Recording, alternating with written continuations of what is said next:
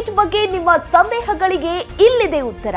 Personal ಫೈನಾನ್ಸ್ಗೆ ಸಂಬಂಧಿಸಿದ ಪ್ರಶ್ನೆಗಳಿಗೆ ಕ್ಷಣದಲ್ಲೇ ಪರಿಹಾರ.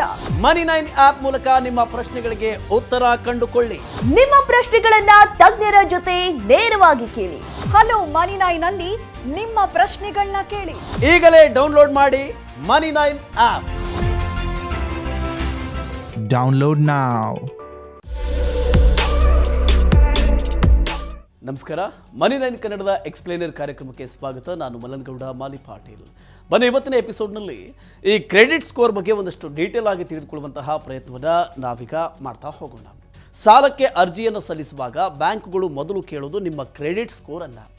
ಕ್ರೆಡಿಟ್ ಸ್ಕೋರ್ ಅನ್ನೋದು ನೀವು ಸಾಲವನ್ನು ತೆಗೆದುಕೊಳ್ಳುವುದಕ್ಕೆ ಎಷ್ಟು ಅರ್ಹರು ಅಥವಾ ನೀವು ಸಾಲ ಮರುಪಾವತಿ ಮಾಡೋದಕ್ಕೆ ಎಷ್ಟು ಸಮರ್ಥರು ಅನ್ನೋದನ್ನು ಇದು ತೋರಿಸಿಕೊಡುತ್ತೆ. ಇದು ನಿಮಗೆ ಸಾಲವನ್ನು ನೀಡುವಾಗ ಪ್ರಮುಖವಾದ ಅಂಶ ಆಗುತ್ತೆ. ಕ್ರೆಡಿಟ್ ಸ್ಕೋರ್ ಅನ್ನೋದು 3 ಅಂಕಿಗಳ ಒಂದು ಸಂಖ್ಯೆ ಅಥವಾ ಅಂಕ. ಇದನ್ನು ಬೇರೆ ಬೇರೆ ಬ್ಯೂರೋಗಳು ಅಥವಾ ಕ್ರೆಡಿಟ್ ಮಾಹಿತಿ ನೀಡುವಂತಹ ಕಂಪನಿಗಳು ಬೇರೆ ಬೇರೆ ರೀತಿಯಾಗಿ ಕೊಡ್ತವೆ. ಈ ಪೈಕಿ ಸಿಬಿಲ್ ಸ್ಕೋರ್ ಅನ್ನೋದು ಹೆಚ್ಚು ಜನಪ್ರಿಯ. ಕ್ರೆಡಿಟ್ ಸ್ಕೋರ್ 700ರಿಂದ 750ರಷ್ಟಿದ್ರೆ ಅದು ಉತ್ತಮವಾದ ಕ್ರೆಡಿಟ್ ಸ್ಕೋರ್ ಅಂತ ಪರಿಗಣಿಸಲ್ಪಡುತ್ತೆ. ಕ್ರೆಡಿಟ್ ಸ್ಕೋರ್ ಉತ್ತಮವಾಗಿದ್ದರೆ ಆಗ ನಿಮಗೆ ಸಾಲ ಸಿಗುವ ಸಾಧ್ಯತೆ ಹೆಚ್ಚಿರುತ್ತೆ. ಅದು ಕಡಿಮೆ ಬಡ್ಡಿ ದರದಲ್ಲಿ ಸಾಲದ ಬಡ್ಡಿ ದರದ ಮೇಲೆ ಕ್ರೆಡಿಟ್ ಸ್ಕೋರ್ ಹೇಗೆ ಪ್ರಭಾವ ಬೀರುತ್ತೆ ಅನ್ನೋದನ್ನು ಕೂಡ ಅರ್ಥ ಮಾಡ್ಕೊಳ್ಳೋಕೆ ಮೊದಲು ಬ್ಯಾಂಕ್ನ ವೆಬ್ಸೈಟ್ನಲ್ಲಿ ಕೊಟ್ಟಿರುವ ಮಾಹಿತಿಯನ್ನು ನಾವೀಗ ಪಡೆಯೋಣ. ನೋಡಿ, ಪಂಜಾಬ್ ನ್ಯಾಷನಲ್ ಬ್ಯಾಂಕ್ನ ಜಾಲತಾಣದಲ್ಲಿರುವ ಮಾಹಿತಿಯ ಪ್ರಕಾರ ಆಯ್ದ ಕಾರ್ಪೊರೇಟ್ ಮತ್ತು ಸರ್ಕಾರಿ ನೌಕರರಿಗೆ -12.75ರಿಂದ -17.25ರಷ್ಟು ಬಡ್ಡಿ ದರದಲ್ಲಿ ವೈಯಕ್ತಿಕವಾದ ಸಾಲವನ್ನು ಕೊಡಲಾಗುತ್ತೆ. ಕ್ರೆಡಿಟ್ ಸ್ಕೋರ್ 800 ಅಥವಾ ಹೆಚ್ಚಿರುವ ಉದ್ಯೋಗಿಗಳಿಗೆ -12.75ರ ಫ್ಲೋಟಿಂಗ್ ಇಂಟ್ರೆಸ್ಟ್ ರೇಟ್ನಲ್ಲಿ ಹಾಗೆ -13.75ರ ಫಿಕ್ಸೆಡ್ ಇಂಟ್ರೆಸ್ಟ್ ರೇಟ್ನಲ್ಲಿ ಸಾಲ ಸಿಗ್ತಾ ಇದೆ.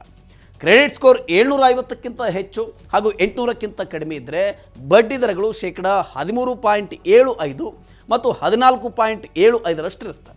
ಅದೇ ರೀತಿ 650ರಿಂದ 749 ಕ್ರೆಡಿಟ್ ಸ್ಕೋರ್ ಇರೋರಿಗೆ -15.75ರ ಫ್ಲೋಟಿಂಗ್ ಇಂಟ್ರೆಸ್ಟ್ ರೇಟ್ನಲ್ಲಿ ಸಾಲ ಸಿಗುತ್ತೆ. ಅದೇ ನಿಶ್ಚಿತ ಬಡ್ಡಿ ಆದರೆ -16.75ರಷ್ಟಿರುತ್ತೆ. ಒಂದು ವೇಳೆ ನಿಮ್ಮ ಕ್ರೆಡಿಟ್ ಸ್ಕೋರ್ ಏನಾದರೂ 650ಕ್ಕಿಂತ ಕಡಿಮೆ ಇದ್ದರೆ ಫ್ಲೋಟಿಂಗ್ ಇಂಟ್ರೆಸ್ಟ್ ರೇಟ್ 16.25ರಷ್ಟು ಅಥವಾ ಫಿಕ್ಸೆಡ್ ದರ -17.25ರಷ್ಟಕ್ಕೆ ವೈಯಕ್ತಿಕ ಸಾಲ ನಿಮಗೆ ಸಿಗುತ್ತೆ. ಇನ್ನು ನಿಶ್ಚಿತವಾದ ಬಡ್ಡಿ ದರದ ಸಾಲದಲ್ಲಿ ಬಡ್ಡಿ ದರ ಸಾಲದ ಅವಧಿ ಪೂರ್ತಿ ಒಂದೇ ರೀತಿ ಇರುತ್ತೆ. ಮತ್ತೊಂದೆಡೆ ಫ್ಲೋಟಿಂಗ್ ಇಂಟ್ರೆಸ್ಟ್ ರೇಟ್ ಆದರೆ ಬಡ್ಡಿ ದರ ಏರಿಕೆ ಆಗಬಹುದು ಅಥವಾ ಇಳಿಕೆ ಕೂಡ ಆಗಬಹುದು. ಅದು ಬೇರೆ ಬೇರೆ ಅಂಶಗಳನ್ನು ಆಧರಿಸಿರುತ್ತೆ. ಉದಾಹರಣೆಗೆ ರೆಪೋ ದರ ಇತ್ಯಾದಿ. PNB ನಿಗದಿ ಮಾಡಿರುವ ಬಡ್ಡಿ ದರವನ್ನು ನೋಡಿದರೆ ನಿಮಗೆ ಉತ್ತಮವಾದ ಕ್ರೆಡಿಟ್ ಸ್ಕೋರ್ ಲಾಭ ಗೊತ್ತಾಗುತ್ತೆ. ಕ್ರೆಡಿಟ್ ಸ್ಕೋರ್ 750ರಿಂದ 800 ನಡುವೆ ಇದ್ದರೆ -13.75ರ ಬಡ್ಡಿ ದರದಲ್ಲಿ ಸಾಲ ಸಿಗುತ್ತೆ. ಮತ್ತೊಂದೆಡೆ ಕ್ರೆಡಿಟ್ ಸ್ಕೋರ್ 650ಕ್ಕಿಂತ ಕಡಿಮೆ ಇದ್ದರೆ ವೈಯಕ್ತಿಕ ಸಾಲದ ಬಡ್ಡಿ ದರ -16.25ರಷ್ಟಿರುತ್ತೆ. ಅಂದರೆ ಬಡ್ಡಿ ದರದಲ್ಲಿ -2.5ರಷ್ಟು ವ್ಯತ್ಯಾಸ ಇರುತ್ತೆ. ಉತ್ತಮವಾದ ಕ್ರೆಡಿಟ್ ಸ್ಕೋರ್ ಮತ್ತು ಕೆಟ್ಟ ಕ್ರೆಡಿಟ್ ಸ್ಕೋರ್ ಇರೋರಿಗೆ ಸಿಗುವ ಸಾಲದ ಬಡ್ಡಿ ದರದಲ್ಲಿ 1% ಅಥವಾ 100 ಮೂಲಾಂಕಗಳಷ್ಟು ವ್ಯತ್ಯಾಸ ಇರುತ್ತೆ ಅನ್ನೋದನ್ನು ಫಿನಾನ್ಷಿಯಲ್ ಪ್ಲ್ಯಾನರ್ಗಳು ಗಮನಿಸಿದ್ದಾರೆ. ಸಾಲದ ಬಡ್ಡಿ ದರದಲ್ಲಿ ಅತ್ಯಲ್ಪ ವ್ಯತ್ಯಾಸ ಇದ್ದರೂ ಕೂಡ ನೀವು ಹೆಚ್ಚು ಬಡ್ಡಿ ದರವನ್ನು ಪಾವತಿಸಬೇಕಾಗುತ್ತೆ ಅನ್ನೋದು ನಿಮಗೆ ಗೊತ್ತಿರಲಿ. ನಿಮ್ಮ ಕ್ರೆಡಿಟ್ ಸ್ಕೋರ್ ಉತ್ತಮವಾಗಿದ್ದರೆ ನೀವು ಬ್ಯಾಂಕ್ನವರೊಂದಿಗೆ ಮಾತನಾಡಿ ಸೂಕ್ತ ಬಡ್ಡಿ ದರಕ್ಕೆ ಸಾಲವನ್ನು ಪಡಿಬಹುದು. ಈಗ ನಿಮ್ಮ ಸಾಲದ ಬಡ್ಡಿ ದರ ಇಳಿಕೆ ಮಾಡುವ ಹಂತಗಳ ಬಗ್ಗೆ ನಾವು ನೋಡ್ತಾ ಹೋಗೋಣ.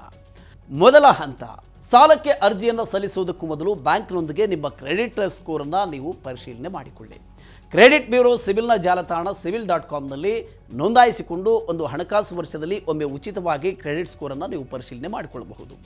ಒಂದು ವೇಳೆ ನಿಮ್ಮ ಕ್ರೆಡಿಟ್ ಸ್ಕೋರ್ ಉತ್ತಮವಾಗಿದ್ದರೆ ನೀವು ಬ್ಯಾಂಕ್ನವರೊಂದಿಗೆ ಬಡ್ಡಿ ದರವನ್ನು ಕಡಿಮೆ ಮಾಡಿಕೊಳ್ಳುವ ಬಗ್ಗೆ ಮಾತನಾಡಬಹುದು. ಇನ್ನು ಎರಡನೆಯ ಹೆಜ್ಜೆ, ನೀವು ಯಾವ ಬಗೆಯ ಸಾಲವನ್ನು ತಗೋತಿದ್ದೀರಾ ಅನ್ನೋದ್ರ ಮೇಲೆ.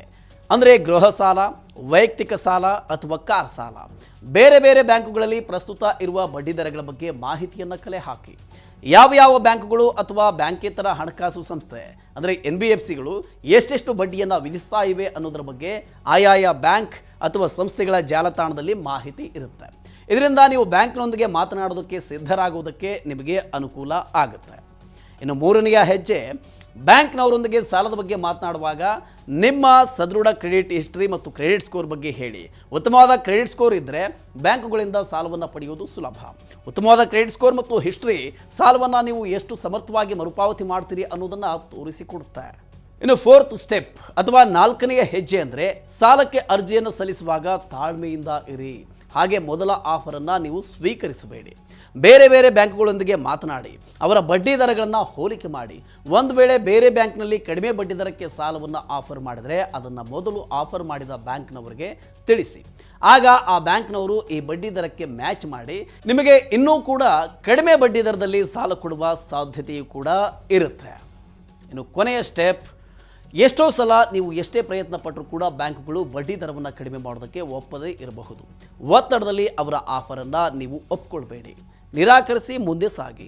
ಪ್ರತಿ ಬ್ಯಾಂಕುಗಳು ಸಾಲ ಕೊಡುವಾಗ ಅನೇಕ ಆಂತರಿಕ ಅಂಶಗಳನ್ನು ಪರಿಗಣಿಸುತ್ತೆ.